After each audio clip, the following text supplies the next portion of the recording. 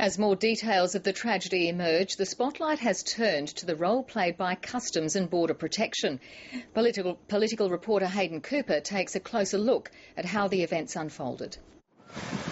In the aftermath, the questions have already begun. Could this have been avoided? Clearly, it's going to take some time to establish exactly what has happened here. The drama began just after dawn. At 5:48 a.m. yesterday, Customs and Border Protection first noticed the stricken boat 200 metres from Christmas Island.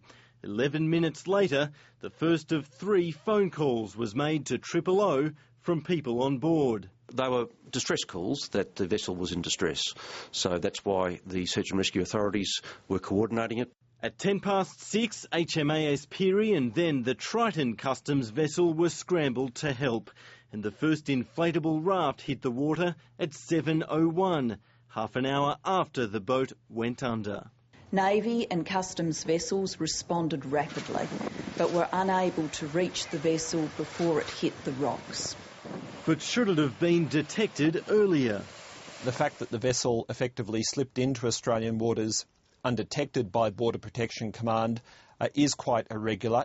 These vessels are very difficult to detect or track by radar, particularly in very difficult weather conditions. For a decade, it's just the sort of disaster authorities have feared, but it's not unusual.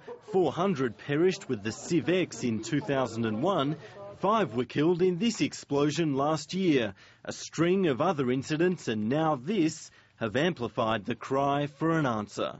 What we've seen in the past couple of days emphasises how absolutely urgent that agenda is. It's an urgent call for a viable Asia-wide solution and a considered debate at home. Whatever policy changes are necessary, including regional processing, we're still going to have boat people. We have to grow up. With 130 boats and more than 6,000 people arriving this year, the adequacy of the border protection effort is already under serious question. Now there'll be pressure to bolster the surveillance force. But for the government, it's a solution with a hefty price tag. Hayden Cooper, ABC News, Sydney.